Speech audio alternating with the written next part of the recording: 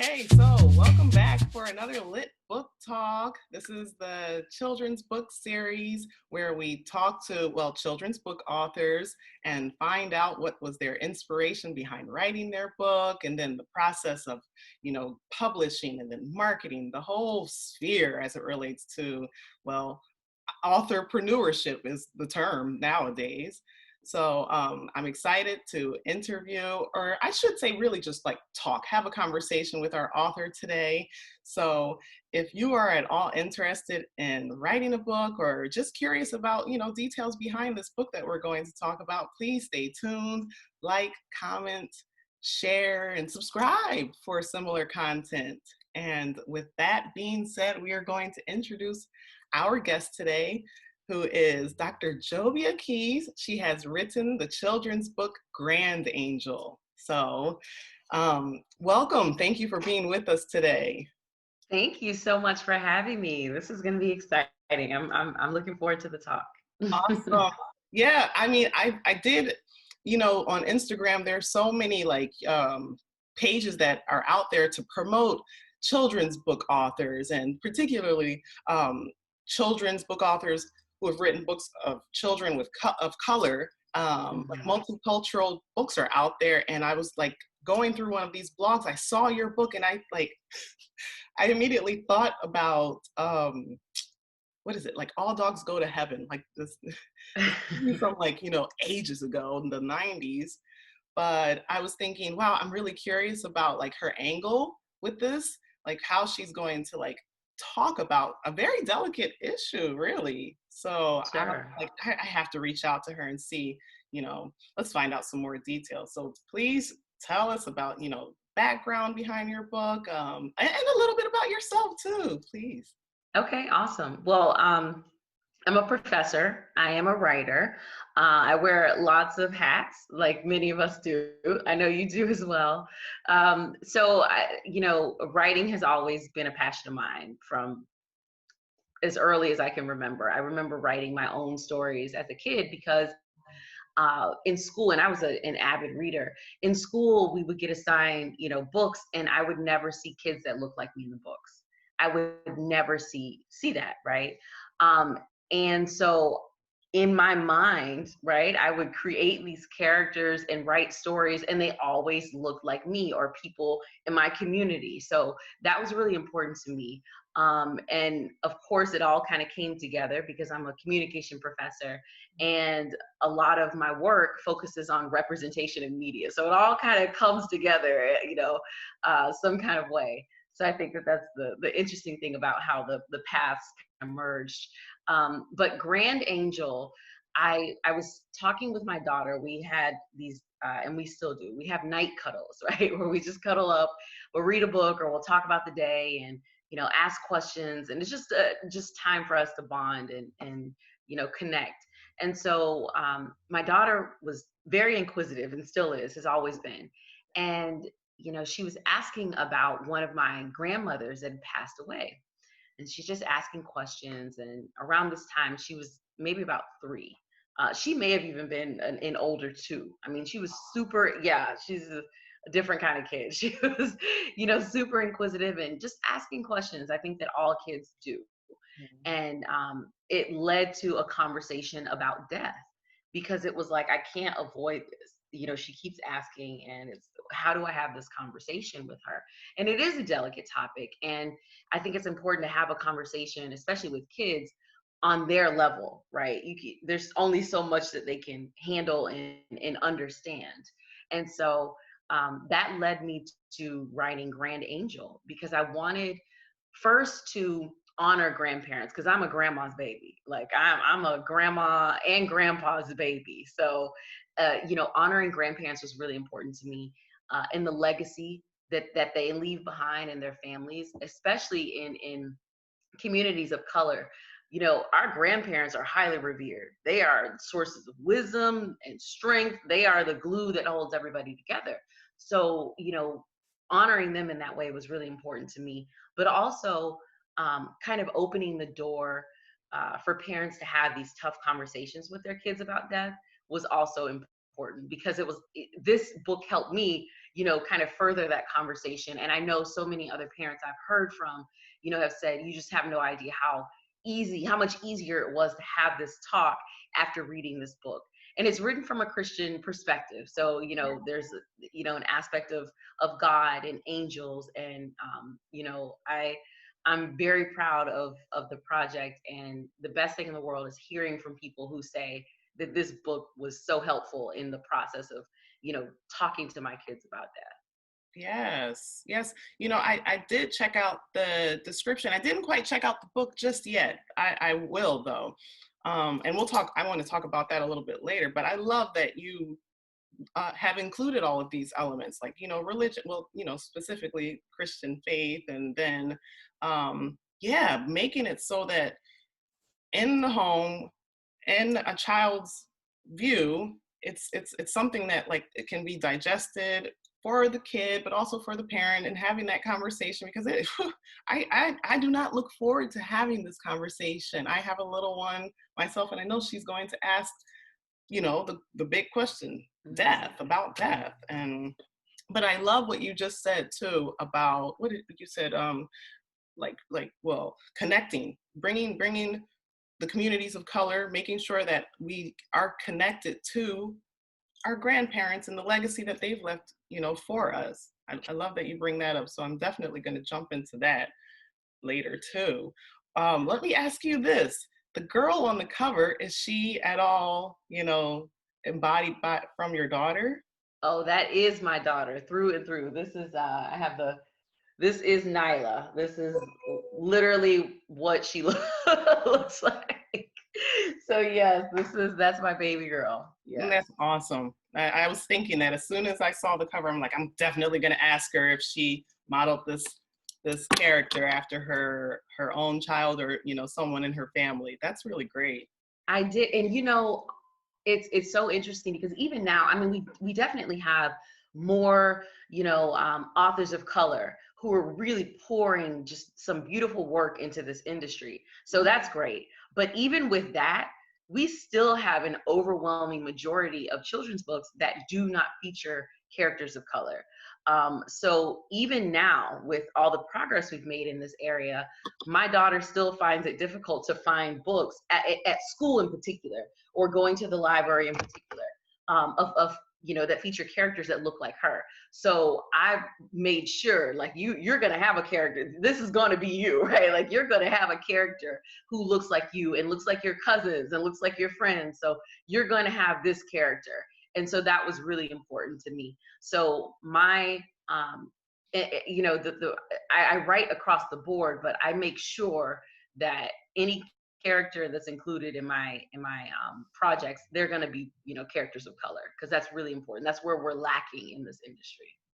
I agree with that, like, wholeheartedly, because someone asked me recently about diversity in literature, and yeah, like you said, there's been an explosion of content and representation in these children's books, and I'm just like within the last 5 years. Yes. Just like, whoo, but at the same time, 5 years compared to, well, generations, there are holes, and then there are definitely, like, there's content that is definitely still missing to talk about, well, a wide range of things, like Right. your book is doing. So let me ask you about, well, how long did it take for you to put this one together? And then also, are there any literary techniques that you use, like rhyming or anything like that? I'm sorry, I didn't get a chance to look at the book, but, I would love to hear from you.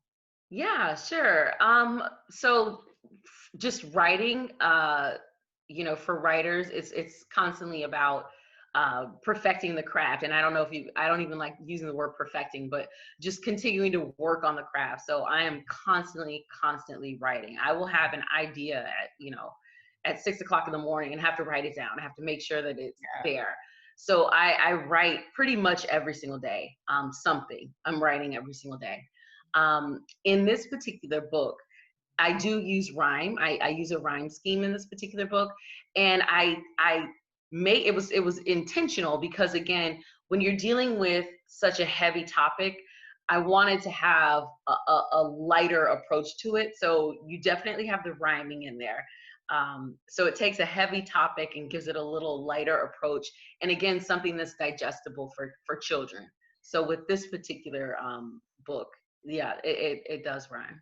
That's awesome. Okay. Yeah. So with your background, because you are definitely an avid reader, writer, an educator, and then you're writing all day, every day. So like time frame wise, like start to finish, sort of like, do you have an idea of when it like how long it took you to put it together? Well, this book was really organic. This book was very organic for me.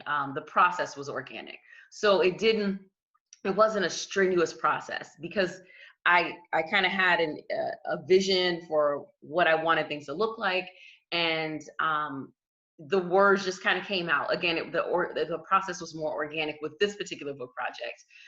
But I would say from start to finish, from the concept to having it in hand, was maybe about um, probably about in the 4 to 6 month range Wow. of having a book in hand. So going from concept to book in hand was around 4 to 6 months. Nice. Okay. And then, let's move to the next stage of these book talks where we talk about getting the work done, putting it together, like the illustrations. I'm looking at, the cover and I'm just like, wow, that's a beautiful, you definitely had a solid illustrator. So how did you come across getting your illustrator and then the whole book formatting part too? Like, how was that for you? It's a process, boy. So I went with an independent publisher, and there are so many routes authors can take. You can go the route of getting an agent and going that route, and then for so many of us, it's going the indie route, right? Yeah. And it works that way for many authors of color because there are a lot of barriers when you're going the other route, right? So when you're trying to go the agent route, there are barriers, right? First, you have to get an agent to say, wow, this is great, right? You have this gatekeeper, and, just, I don't want to go off on a tangent, but you have gatekeepers, and over 90% of them are white, and most of them are white women. So for many authors of color, you're dealing with a white gatekeeper, and a lot of times white women who are looking at characters of color and looking at these stories and not really connecting to them, right? And so, they'll look at this and say, oh, well, the story's not quite, uh, you know, along what I like, right? Mhm. Yes. And you hear these interesting stories about authors who are, best time, New York Times bestseller list authors who ran into these really serious, red tapes and brick walls in going through the agent process, right? Of finding somebody to really believe in the work. So that's a lot. That's a tough route to go, but many authors are successful that way. But what I see from a lot of authors of color, especially like you said, in the last 5 years, just take that. Many are going the independent route and going through self-publishing avenues. And so that's the route that I took with this. And I worked with Pepper Tree Press, which is out of Sarasota, Florida, and they were great. My illustrator Sue was awesome. We had a lot of back and forth, of what I wanted, and taking her artistic ability and putting it all together. So there was a lot of back and forth, but I was really really happy with how everything turned out. So it's a process. It really is a process. The editing, back and forth with editing, and just changing one word or changing two words, and it just, there was a lot of back and forth, a lot. That's what I say. I definitely have said that before. Like, you think, oh, I'm going to take my idea and, transform it into this book, and then it's over. So there's a whole industry here, and you have to get used to that. So yes, let me ask you this because I checked you out on Amazon and I Mhm. saw that you have another book, or maybe I may have mislooked at that. But have you written another book? I actually have written maybe about 3 of those, but I'm going through the process now. I'm going through the process of agent. I'm going that route. It's not fun. you know, Yes. there's nothing fun about this route. Yeah. It's because you're going to hear probably 100 no's before you hear a yes. And when you're hustling and you're trying to get your, idea and your concept out there, and you know that it'll connect to a broad audience, and you know that people will believe in it, it's just getting the right, getting it the right time, the right person. It's daunting. It's a lot. It and is. it's easy to get discouraged through the process. But I have 3 book projects right now that I am going at different stages in the agent process, agent finding process. Wow. Wow. Yeah. Wow, you just touched on so many things that I want to like elaborate on, but like, yeah. Well, let's start first with your books. Now, the books that you're putting out there in the, relatively soon future, are they also children's books, or are they a bit more, elevated for older students? They are children's books. So the other 3 projects they're all children's books. And the student, the older student project that I have, I'm actually writing a textbook for intercultural communication, which is a course that I've been teaching now for many years now. So I'm actually writing a textbook for that course. And Yeah. then the book projects I'm pushing now through just going the agent route. Those are children's books. Awesome. Yeah. And I know that, like you said, it's quite the task, but it will be worth it. And oh, this is what I wanted to say, how you mentioned all these gatekeepers, and yeah, Mm. like 90% of them are, these white women. And I hope, I pray within the next 5 years, the same that has happened with this explosion of children's book authors, I'll scroll through on Twitter and IG, and I'll see like publishing companies, like LLCs, just popping up, and they're women of color, they're Black women, and I'm just like, I've seen at least in the last 6 months, at least 5 or 6. Oh yeah, Yeah, and that's inspirational for me, because I think it is. this whole platform is going to, it's going to change within the next 10, definitely 10 years. Oh, absolutely. I mean, our nation is changing. Our country is getting browner and browner. And, we've got to catch up when it comes to representation. There are too many children of color who don't see themselves represented in all forms of media, but especially in books. And Mm. it's tough to, it's just tough when you have children and they see themselves represented. I was speaking to a teacher, and she's an elementary school teacher, and she was telling me about when she first started teaching and going through this process of assigning books, and she's working within the curriculum, so she's trying to follow the rules that she's got. And she said she noticed with her Black children, specifically the Black students in her class, that whenever they had a book, and it wasn't very often, but when they had a book that featured a character who looked like them, they were excited about reading. They were like into the books. And she said she noticed that the majority of the books that they were reading were all white. Like most of them, nearly all of them were all white. But the couple times that they had, a Black character, these kids were just elated. They were so excited. They connected to the story in a different way. Representation is so important, and we can't take it for granted. Absolutely not. I agree wholeheartedly. Like there's so many, like I said before, there's just so many holes in this content area. Like there's so many topics that can be explored, and you just, drop a child of color in there, and like, oh, this child is going to the moon, or, Right. exploring like this fantastical castle situation from medieval times, whatever. It doesn't Yeah, matter. But like, these ideas are not, they don't have and like you said, enough representation. So exactly. these holes will definitely be filled in the next few years. They better. They will. I'm hopeful. I really am hopeful because of people like you and people like me and the whole host of other authors out there that are doing what we're doing.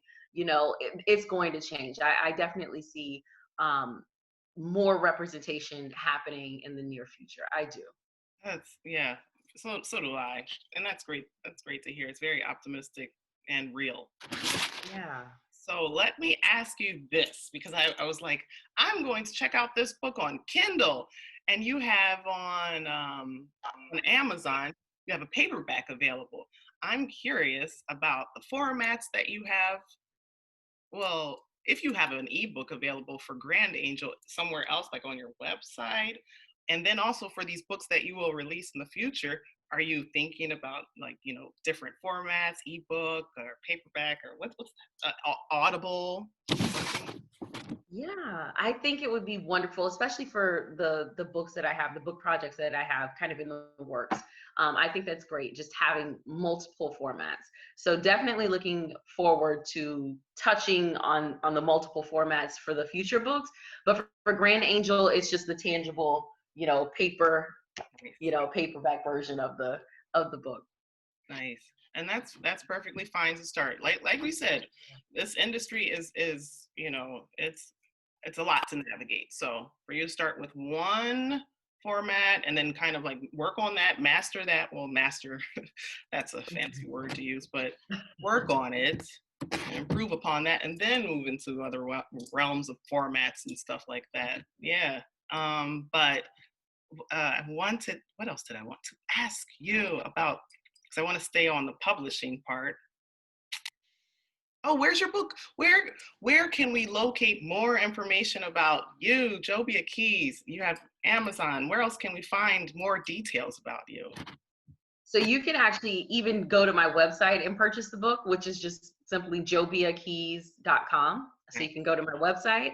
It's available on Amazon, like you mentioned. It's available at Barnes and Noble, Books a Million, and actually a lot of independent book retailers have it as well. So you can, it's available from where you buy books, Books a Million, Barnes and Noble, Amazon, all the big places. That's really great. Can you just touch on a bit about these independent stores, how you got your book into those places? Well, it's interesting. It's kind of almost part of this process, the publication process. But there are some independent bookstores that picked up the book, and I did not have anything to do with that in particular. So through the publishing company, there were some smaller independent bookstores that picked it up.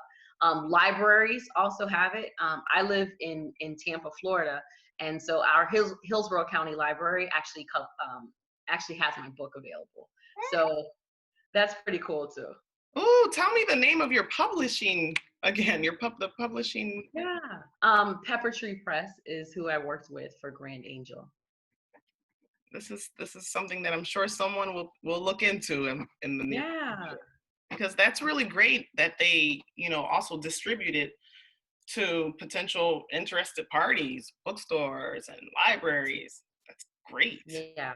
It's so the Hillsborough County Library, I worked with them, being local here. I worked with them, and for any authors who are interested in this, you just contact your local library, and they have many libraries. I mean, I venture to say all libraries, but I will say many libraries, at least the ones that I've been connected to, definitely like to support local authors, and so they'll have a program or a process where you can get your book into the library system.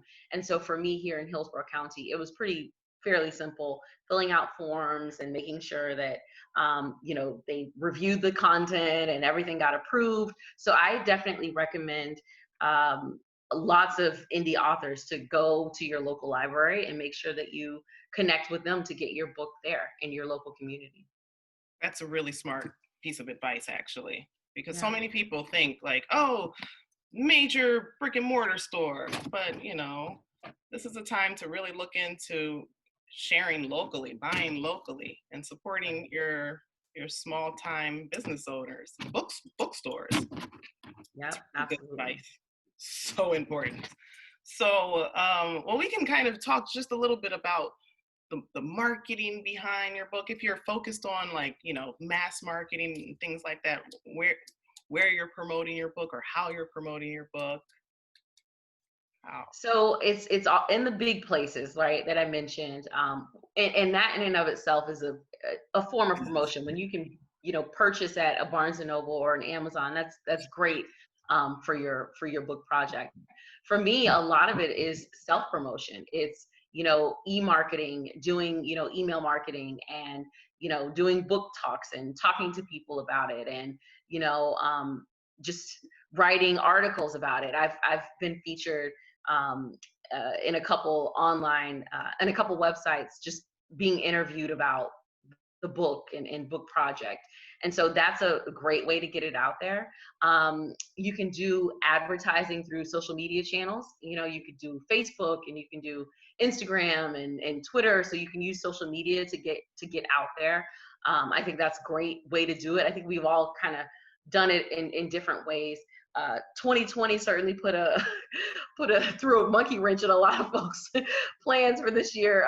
This summer, I was supposed to do a local book tour, just a Florida book tour, and I wasn't able to do that, obviously, because of the pandemic that we're all knee deep in right now. So it's just kind of being creative with it. So now, what do you do now? And it's I've gone to social media and gone that route in pushing the book. So that's kind of been what I've been focusing on more recently. Nice. Yeah, I hear you. Yeah, this 2020 has been it's been a roller coaster this year, but it has forced us to, be more like you said, creative. Use what is at our disposal, and technology is. I mean, it's literally attached to our hands 90% of the day. So, figuring out how to make technology work for you, Yeah. share your story. So I'm so curious. I really want to know, at least, can you share just a little bit about the upcoming books? Like, or just an idea, like the subject. Is it at all similar to Grand Angel? Something like that? No, very different. They're all very different. Mhm. So one is kind of an early reader. Yeah. So it's kind of an early chapter book. So you think, first, second, third graders, maybe even kindergarten. And it's about a group of children who have um, really interesting talents, and they use these talents to solve problems. So that's one book, Right. without giving too much Yeah, detail. of course. And then there's another book that focuses on multi-generational relationships, which is really, really important to me, because I live in a multi-generational home. So in our home, we're a family of 6. So we have my children, my husband and I, and then my parents. So all of us are under one roof. Wow. So fostering multi-generational relationships is really important to me. I actually just recently wrote an article for Parents Magazine, Mm. just about how multi-generational, how this multi-generational home made me a better parent. So it's really important. So this particular children's book focuses on that relationship, the grandparent, parent, child relationship. So that's another book that I've got that's out there, or that's getting out In there, the work. going through the process. Exactly. Exactly. Ah, and again, you're filling in those holes, because these are. I mean, I'm sure they're. No, there are blend. I've seen blended family books out there, but like multi-generational, like, again, subjects that haven't really been tackled enough, and filling in the details with what am I trying to say? Like, people of color with us. Sure. Right. Yes. So that's really great. I'm looking forward to that. I just wanted to kind of, that was unrelated. I mean, it's very related, but at the same time, it was like, it wasn't about Grand Angel, but you sparked my interest with these Yeah. upcoming books. So, well, I'm excited about those projects. I'm just again, that agent process, going through that process is difficult. So, you know, if it, I'm just kind of just keep pushing and keep pushing, and I've got some interest, and it's like, okay, waiting to hear back from people, and it's a process. it is, and I think within the next several weeks, once 2020 is ended, has begun, and then the new presidency's kind of like, started. Things will start to fall into place as far as like, these agents, because everybody, not everybody, but a lot of them have started their vacations and holiday breaks. So it's just been a tough year. I'm hopeful. I'm hopeful that, yeah, I'm with you. I'm hopeful that things will turn around within the next few weeks. I really am. And Yes, then just continue, just to put us in a different trajectory, yes, I agree. It's gonna happen. It's gonna happen. Yeah, Yes, for it sure. will. And well, I'm going to finish with asking you for, you've already dropped enough advice and tips as it relates to someone who may be interested in writing a book, but is there anything that maybe you would do differently, or something like your biggest learning curve with putting together a children's book? Gosh, there's so much. I There's so much. know. And I'm still learning. Yes. I don't think that you ever stop learning. I feel like you have a project and it goes well in some areas and you're like, "Oh man, I wish I would have done this differently." I'm literally right now I've got 3 book projects sitting here going through the wheels of the agent process, but I'm still learning. And so you never stop learning. One thing I will say is, connect with your local community as much as possible. I think that's important. And I come from an awesome community. I was born and raised in Sarasota, Florida, and in Newtown, which is the African American community within Sarasota. And I'm so proud of where I come from, and I'm so proud of my community. And I have an amazing community of people who have supported me in everything that I do. So just, tapping into your community and being connected to your local community, I think is really, really important. One thing for me, I'm horrible at self-promotion. I'm the worst. My husband always says, you have to get yourself, you have to do this and you have to do that. And he's absolutely right. I am the worst at self-promotion. I don't know, something about it just is uncomfortable talking about my accomplishments. I don't know why. It's still something that I work on, and it's something I have to continue to work on. But I would tell people, self promote, like get yourself out there. It's something that, again, that I am working on to this day. Like right now I'm working on it. So it's a lot. It's a Yeah. lot. But that's one thing I would say is tap into your local community, get the support of your family, your friends, your community. And then also, don't be afraid to self promote, even though I am still working on that. Don't be afraid to do that and get yourself out there. Your story is worthy and certainly needs to be told. This is so, so, so true, because everyone is, an individual has their own perspective, way of sharing information. And like, someone said this recently, I forget where, but it has been said several times. We all have a story to tell. It's just, you have to write it and Right. go ahead and take that leap of faith. And I really appreciate your transparency just now with what did you say? Self promote. Yeah, yeah, because that is not an easy task for everybody. No. I'm Oh, horrible at it. I am the absolute worst, and I'm okay with saying I'm the worst at it. Like this is something that I struggle with, and something that I really, I'm working on this. This is a daily thing for me. I work on this a lot. So it's a process. But for those like people who are really great at it, I look and I learn from them, and I'm like, okay, I'm gonna do that, or I'm gonna do something like that, So it's wonderful because I'm learning from them too. So like I said, I'm a lifelong learner. I don't think that I ever have, so much knowledge that I can't acquire more.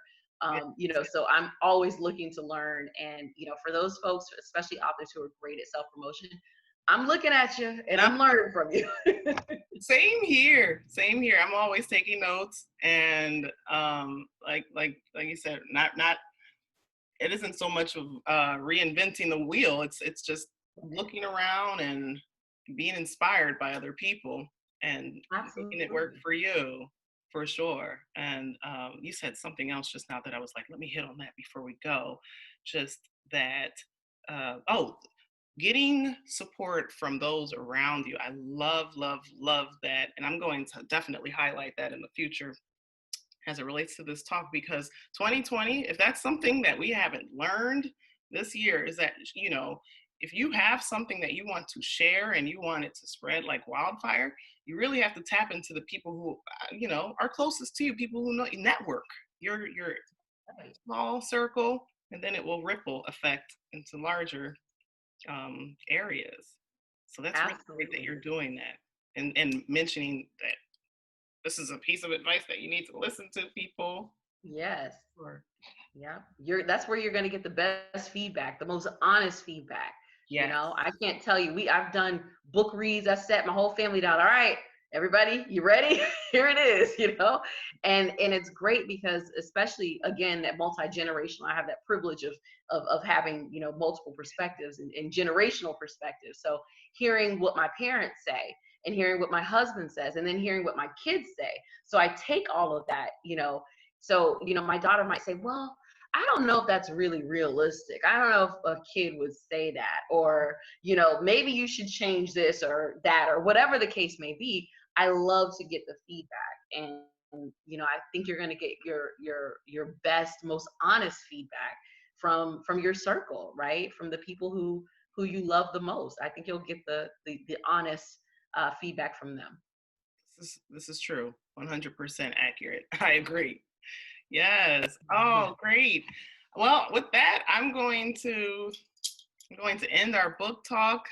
Jovia, this has been a pleasure. I feel like we totally went over what I really wanted. I'm sorry, I wanted to keep it at, No, it's okay. but you shared some super valuable information, and I really appreciate you taking the time to talk with me today.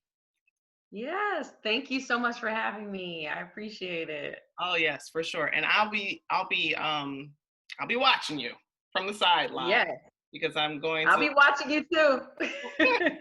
seriously, I'm going to I like to follow up and see the progression of this movement of entrepreneurship, but also sharing the stories for our children, and for, for the future, because we need to be raising young scholars.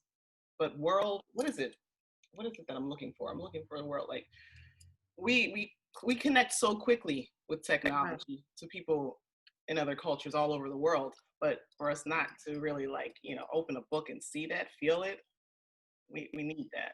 So Yeah, you want to raise global citizens. You want to there raise it is. kids who are, yeah, you want that. You want to raise global citizens. You want to raise readers, and we want our children to love reading. And again, in my conversation, I gave you that example speaking with the teacher.